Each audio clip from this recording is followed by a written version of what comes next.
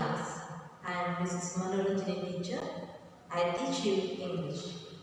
Today we will start the first lesson of 8th class. Our first lesson is A Day in the Ashram. Our first lesson is A Day in the Ashram. ನಮ್ಮ 8ನೇ ತರಗತಿಯ ಮೊದಲ ಪಾಠವನ್ನು ಆರಂಭಿಸುವ ಮಕ್ಕಳೇ, ಮೊದಲ ಪಾಠ A Day in the Ashram. ಇದನ್ನು ಬರೆದವರು C.F. Anderson. C.F. Anderson Charles Trace Anderson.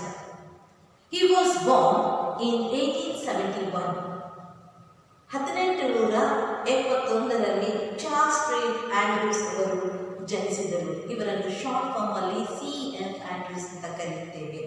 He was an English priest of the Church of England. ಇಂಗ್ಲೆಂಡಿನ ಚರ್ಚಿನ ಇಂಗ್ಲಿಷ್ ಅಲ್ಲಿ ವಾಕ್ಯವನ್ನು ಸಾರುವಂತಹ ಪಾದ್ರಿ ಅಥವಾ ಪಾಸ್ಟರ್ ಆಗಿ ಕೆಲಸ ಮಾಡ್ತಾ ಇದ್ರು.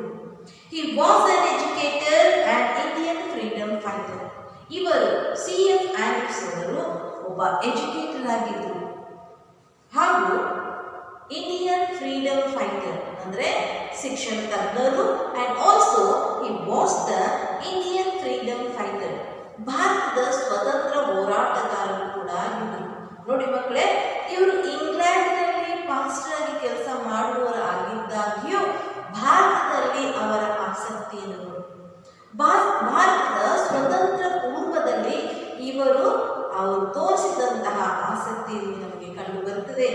He was an educator and Indian freedom fighter. He became Mahatma Gandhi's closest friend and associate. Mahatma ಗಾಂಧಿಯವರ ಅಂದರೆ ಸ್ವತಂತ್ರ ಪೂರ್ವದಲ್ಲಿ ಭಾರತದ ಸ್ವತಂತ್ರ ಹೋರಾಟದಲ್ಲಿ ಇವರು ಭಾಗಿಯಾಗಿದ್ದರು. ಅದರ ಜೊತೆನೆ ಸ್ವತಂತ್ರ ಹೋರಾಟಕ್ಕಾಗಿ ನಮ್ಮ ದೇಶದ ರಾಷ್ಟ್ರಪಿತ ಎನಿಸಿಕೊಂಡಂತಹ ನಮ್ಮ ಗಾಂಧೀಜಿಯವರ ಕ್ಲೋಸೆಸ್ಟ್ ಫ್ರೆಂಡ್, ನಿಕಟವಾದ ಗೆಳೆಯರು ಕೂಡ ಇವರಾಗಿದ್ದರಂತೆ. He was the closest friend and also associate. Associate ಅಂದರೆ ಸಂಘಟನಾ, ಅವರ ಸಂಘಟಿಸುವ ಸಂಘಟನೆಗಳಲ್ಲಿ ಇವರು ಭಾಗಿಯಾಗಿ ಕೆಲಸ ಮಾಡಿದರು. ಅಂದ್ರೆ ನಮ್ಮ ಭಾರತದಲ್ಲಿ ಅವರಿಗೆ ತುಂಬಾನೇ ಆಸಕ್ತಿಯಾಗಿತ್ತು ಭಾರತದ ಹೋರಾಟದಲ್ಲಿ. Andrew's reveals his experience while he stayed in the ashram. C.F. Anderson ಅವರು he reveals his experience, ತನ್ನ ಅನುಭವವನ್ನು ನಮ್ಮೊಟ್ಟಿಗೆ ಹಂಚಿಕೊಳ್ತಾ ಇದ್ದಾರೆ, ವ್ಯಕ್ತಪಡಿಸ್ತಾ ಇದ್ದಾರೆ. ತಮ್ಮ ಅನುಭವವನ್ನು ನಮ್ಮೊಟ್ಟಿಗೆ ಹಂಚಿಕೊಳ್ತಿದ್ದಾರೆ. ಯಾವ ಒಂದು ಅನುಭವ? What was that experience? That experience was while he stayed in the ಆಶ್ರಮ.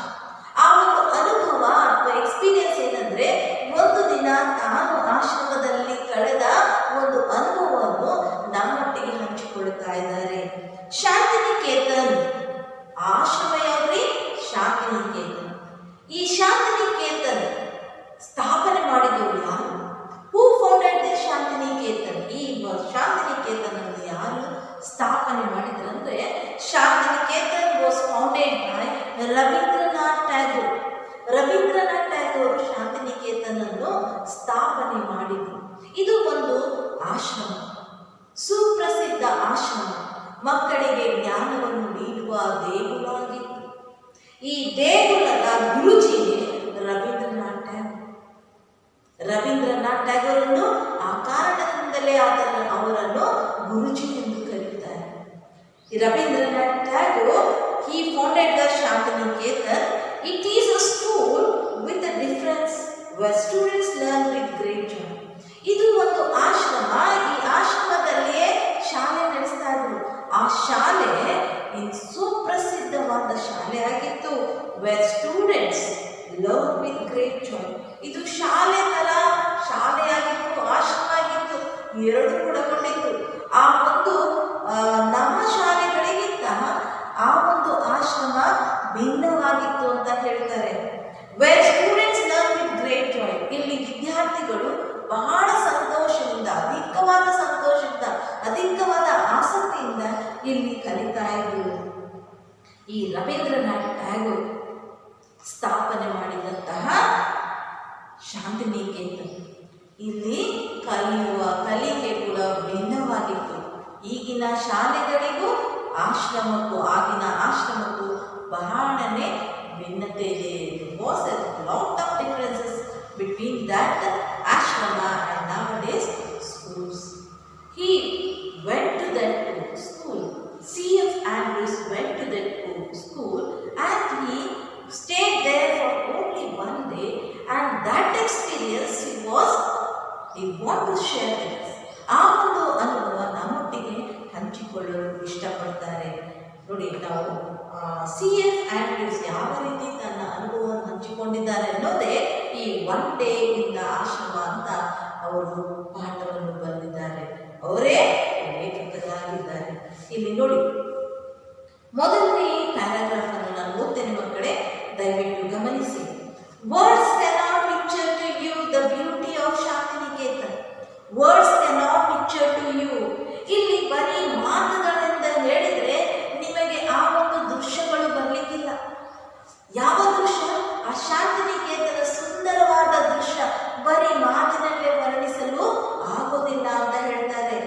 Our own poet and teacher whom we call Gurudeva, our own poet and teacher whom we call Gurudeva has named it in his song. ನೋಡಿ, our own poet ಅಂದ್ರೆ ನಮ್ಮ ದೇಶದ ಕವಿಯಾಗಿದ್ದಂತಹ ರವೀಂದ್ರನಾಥ್ ಟ್ಯಾಗೋರ್ ಅನ್ನು ನಾವು ಗುರುದೇವ ಅಂತ ಹೇಳುತ್ತೇವೆ. ಗುರುದೇವ ಅವರು ಅದೇ Shantiniketan teacher, our own poet and teacher, ನಮ್ಮ ದೇಶದ ಕವಿ ಹಾಗೂ ಶಿಕ್ಷಕರು. ಅವರನ್ನು ನಾವು ಏನಂತ ಕರಿತೇವೆ? ಗುರುದೇವ ಅಂತ ಕರಿತೇವೆ. ಆಶ್ರಮದ ವಿದ್ಯಾರ್ಥಿಗಳು, ಆಶ್ರಮದಲ್ಲಿ ಕಲಿಯುವವರೆಲ್ಲರೂ ಗುರುದೇವ ಅಂತಾನೆ ಅವರಿಗೆ ಗೌರವಿಸ್ತಾ ಇದ್ರು. ಗುರುದೇವ, ಅವರನ್ನು ನಾವು ಗುರುದೇವ ಅಂತಾನೆ ಹೇಳುತ್ತೇವೆ. ಗುರುದೇವ ಯಾರು? Ravindranath Tagore has named it in his song. ಅವರು ಕವಿಯಾಗಿದ್ದರು, ರವೀಂದ್ರನಾಥ್ ಟ್ಯಾಗೋರ್ ಕವಿಯಾಗಿದ್ದರು. ಅವರ ಒಂದು ಸುಪ್ರಸಿದ್ಧ ಕವಿತೆಯ ಪುಸ್ತಕವಾದಂತಹ ಗೀತಾಂಜಲಿಯಿಂದಲೇ ನಮ್ಮ ರಾಷ್ಟ್ರಗೀತೆ ಆದಂತಹ ಜನಗಣ ಮನವನ್ನು ನಾವು ಪ್ರತಿನಿತ್ಯ ಹಾಡುತ್ತೇವೆ. ಆ ಒಂದು ಕವಿಯ ಒಂದು ಕವನದಲ್ಲಿ ಈ ಶಾಂತಿನಿಕೇತನವನ್ನು ಏನಂತ ವರ್ಣಿಸಿದ್ದಾರೆ ಕೇಳಿ ಮಕ್ಕಳೇ. The darling of our arts, the darling of our arts, ನಮ್ಮ ಹೃದಯದ ಏನಾಗಿದ್ದಾರೆ? ಡಾರ್ಲಿಂಗ್ ಆಗಿದ್ದಾರೆ. ನಮ್ಮ ಹೃದಯ ಬಡಿತವೇ ಅವಳು. ಯಾರಿಲ್ಲಿ? ಹುಡುಗಿಯಲ್ಲ, ಯಾರೋ ಒಬ್ಬ ಹೀರೋಯಿನ್ ಅಲ್ಲ. ಇಲ್ಲಿ ಯಾರ ಬಗ್ಗೆ ವರ್ಣನೆ ನೀಡ್ತಾರಂದ್ರೆ ನಮ್ಮ ರವೀಂದ್ರನಾಥ್ ಟ್ಯಾಗೋರ್ ಶಾಂತಿನಿಕೇತನ್ ಬಗ್ಗೆ ಹೇಳ್ತಾ ಇದ್ದಾರೆ. ಅದು ನಮ್ಮ ಹೃದಯ ಮಿಡಿತ ಅಂತೆ. ಯಾವ ಹೃದಯ ಮಿಡಿತ? ಶಾಂತಿನಿಕೇತನ್ ಆಶ್ರಮ ನಮಗೆ ಬಹಳ ಜೀವದಾಗಿದೆ. ನಮ್ಮ ಪ್ರಾಣಕ್ಕೆ ಪ್ರಾಣ, ನಮ್ಮ ಜೀವಕ್ಕೆ ಜೀವ ಯಾವುದ್ರೆ? ಶಾಂತಿನಿಕೇತನ್ ಆಶ್ರಮ. ಅದಕ್ಕೆ ಅವರು ಹೇಳ್ತಾರೆ the darling of our hearts ಅಂತ ವರ್ಣಿಸಿದ್ದಾರೆ. And it is worthy of the name. ಅದು ಆ ಯೋಗ್ಯವಾದ ಹೆಸರಾಗಿತ್ತು.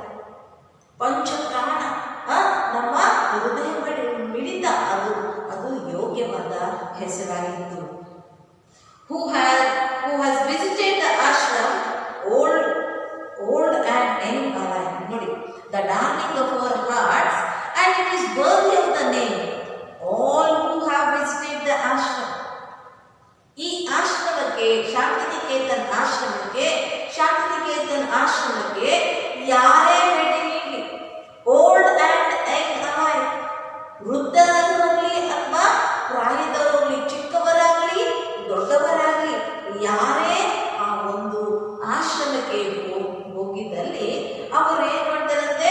They felt their inner beauty. ಆ ಶಾಂತಿನಿಕೇತನ್ನ ಆಂತರಿಕ ಸೌಂದರ್ಯವನ್ನು ಸವಿತಾ ಇರ್ತಾರೆ. All who have visited the ashram, old and Young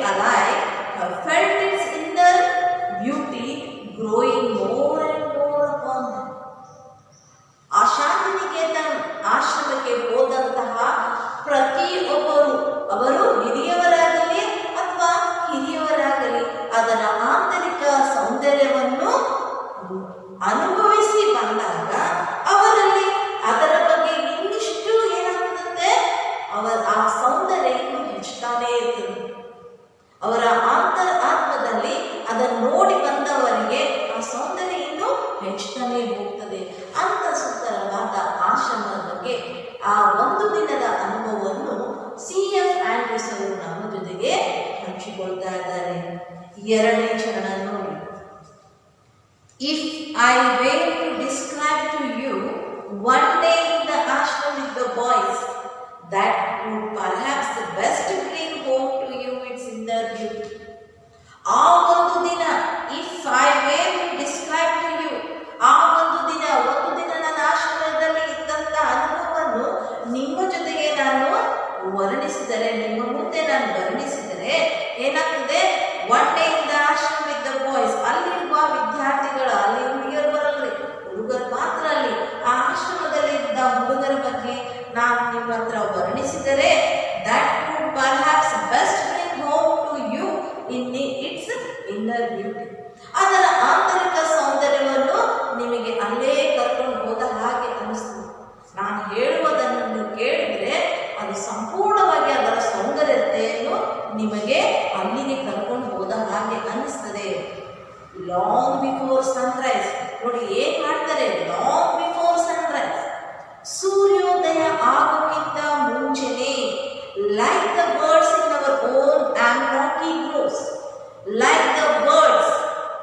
like the birds in our own amloki grows. Amloki grows ಅಂದ್ರೆ a tree like a mango tree. Grow ಅಂದ್ರೆ ಏನ್ರಿ? grow ಅಂದ್ರೆ ಮರ. ಇಲ್ಲಿ ನಮ್ಮ ಕಡೆ ಇರುವ ಮಾವಿನ ವನಗಳಲ್ಲಿ ಬರೀ ಮಾವಿನ ಮರಗಳಿರುವ ತೋಪು ಅಂತ ಹೇಳ್ತೀವಲ್ರಿ, ಆ ತೋಪಿನ ಹಾಗೆನೆ ಇಲ್ಲಿ ಆಮ್ಲಾಕಿ ಟ್ರೀ ಅಂತ ಒಂದು ಮರ ಇರ್ತದೆ.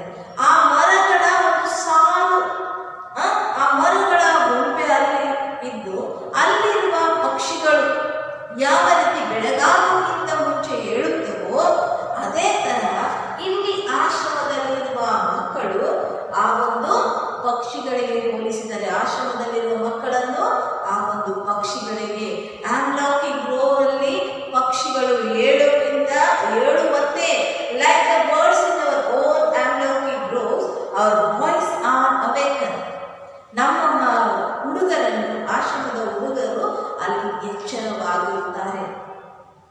The choristers are the first to rise, ಅಲ್ಲಿರುವ ಮಕ್ಕಳಲ್ಲಿ ಎಲ್ಲರಿಗಿಂತ ಬೇಗ ಹೇಳುವರು ಯಾರಿ? ಕೋಯರಿಸ್ಟರ್ಸ್. ಕೋಯರಿಸ್ಟರ್ಸ್ ಅಂದ್ರೆ ಮೆಂಬರ್ಸ್ ಹು Singh in the choir of a church. ಚರ್ಚಿನಲ್ಲಿ ಹಾಡುಗಾರರ ಒಂದು ಸಮೂಹ ಅಥವಾ ಒಂದು ಗುಂಪು ಇರ್ತದೆ. ಆ ಹಾಡುಗಾರರ ಸಮೂಹಕ್ಕೆ ಏನಂತ ಹೇಳ್ತಾರೆ? ಕೋಯರಿಸ್ಟರ್ಸ್ ಅಂತ ಹೇಳ್ತಾರೆ. ಕೋಯರಿಸ್ಟರ್ಸ್ ಅಲ್ಲಿ ಆಶ್ರಮದಲ್ಲಿರುವ ಸಂಗೀತಗಾರರು ಅಥವಾ ಹಾಡುಗಾರರ ಗುಂಪಿನವರು ಮೊದಲು ಎಚ್ಚರಗೊಳ್ತಾ ಇದ್ರು. ಮೊದಲು ಯಾರು ಎದ್ದೇಳ್ತಿದ್ರಿ? ರಾತ್ರಿ ಮಲಗ್ತಾ ಇದ್ರು. ಎಚ್ಚರಗೊಂಡಾಗ ಮೊಟ್ಟ ಮೊದಲಿಗೆ ಅಲ್ಲಿ ಹೇಳುವವರು ಯಾರೇ? The choristers were the first. ಅಲ್ಲಿ ಹಾಡುಗಾರರ ಗುಂಪು ಮೊಟ್ಟ ಮೊದಲಿಗೆ ಎಚ್ಚರಗೊಳ್ತಾ ಇತ್ತು. And they go round the ashram. ಅವ್ರು ಎಚ್ಚರಗೊಂಡು ಏನ್ ಮಾಡ್ತಿದ್ರು ಅಂದ್ರೆ ಆಶ್ರಮದ ಸುತ್ತ ಅವರು ಓಡಾಡ್ತಾ ಇದ್ರು. ಎದ್ದ ನಂತರ ಆ ಹಾಡುಗಾರರ ತಂಡವು ಎಚ್ಚರಗೊಂಡು ಸುತ್ತ, ಆಶ್ರಮದ ಸುತ್ತ ಓಡಾಡ್ತಿದ್ರು. ಏನ್ ಮಾಡ್ತಾ? Singing their morning hymns. ಬೆಳಗಿನ ಜಾವದಲ್ಲಿ ಹಾಡುವ ಸಂಗೀತಗಳು, hymns, a song of praise to God. Hymn ಅಂದ್ರೆ ಏನ್ರಿ? ಹರ್ಷ ಗೀತೆಗಳು. ಹರ್ಷ ಗೀತೆ, song of praise to god.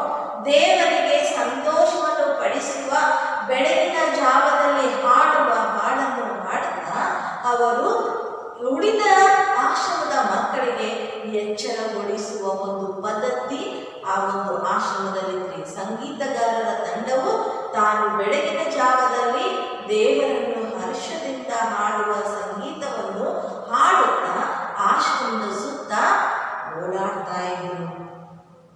You can hear the voice in the distance drawing nearer and nearer, and then sound dies away as the choir passes on to another part of the ashram. ಈಗ ಒಂದು ಹಾಡುಗಾರರ ಗುಂಪು ಇಲ್ಲಿಂದ ಪ್ರಾರಂಭವಾಗಿ ಒಂದು ಸುತ್ತು ಹಾಕೊಂಡು ಬರುವಾಗ, ಇಲ್ಲಿಂದ ಪ್ರಾರಂಭ ಆದಾಗ ಅದು ನಮಗೆ ಹತ್ತಿರ ಕೇಳಿಸ್ತದೆ. ಮತ್ತೆ ಮುಂದೆ ಹೋಗ್ತಾ ಹೋಗ್ತಾ ಆ ಶಬ್ದ, ಹಾಡಿನ ಶಬ್ದ ದೂರ ಹೋಗ್ತದೆ.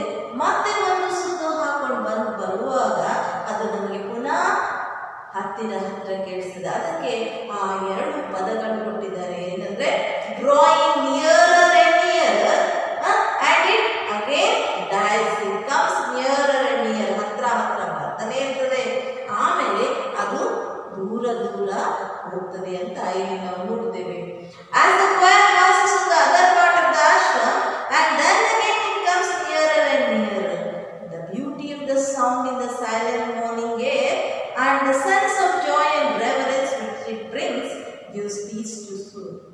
ಆ ಒಂದು ಹಾಡುಗಾರರ ಹಾಡನ್ನು ಕೇಳ್ತಾ ಕೇಳ್ತಾ ಹೋದ ಹಾಗೆ ಆ ಹಾಡಿನಿಂದಲೇ ಆ ದಿನವನ್ನು ಪ್ರಾರಂಭ ಮಾಡುವಂತಹ ಆ ಹಾಡಿನ ಶಬ್ದವನ್ನೇ ಕೇಳಿಸಿಕೊಂಡು ದೇವರ ಸ್ತೋತ್ರ ಅಥವಾ ದೇವರ ಧ್ಯಾನ ಮಾಡುವ, ದೇವರನ್ನು ಸ್ತುತಿ ಮಾಡುವ ಒಂದು ರಾಗವನ್ನು ಕೇಳಿದರೆ ಆ ದಿನವೆಲ್ಲ ಸಾರ್ಥಕ ಆಗ್ತದೆ, ಆ ದಿನವೆಲ್ಲ ಚೆನ್ನಾಗಿ ನಡೆಯುತ್ತದೆ.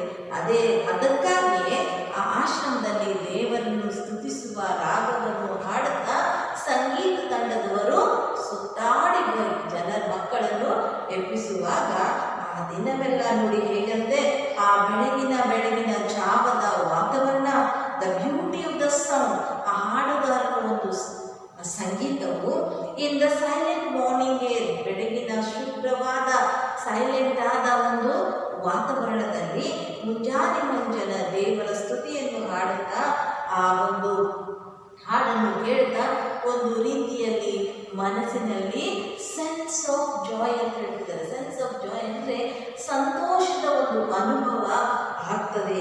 And reverence means respect. Reverence ಅಂದ್ರೆ ಏನ್ರಿ? ರೆಸ್ಪೆಕ್ಟ್, ದೇವರಿಗೆ ಒಂದು ಭಯ ಅಥವಾ ಭಕ್ತಿ ಅಥವಾ ದೇವರಿಗೆ ತೋರಿಸುವ ಗೌರವ ಮನಸ್ಸಿನಲ್ಲಿ ಮೂಡುತ್ತದೆ ಮಕ್ಕಳಲ್ಲಿ ಅಂತ ಈ ರೀತಿಯಾಗಿ ಅವರು ಮಾಡ್ತಾ ಇದ್ರು. The beauty of the sound in the silent morning air and the sense of joy and reverence which it brings gives peace to the soul. Gives peace to the soul ಅಂದ್ರೆ ಮನಸ್ಸಿಗೆ ಶಾಂತಿ ಅಥವಾ ಸಮಾಧಾನ ಅದು ಕೊಡುತ್ತದೆ. ಯಾವುದು?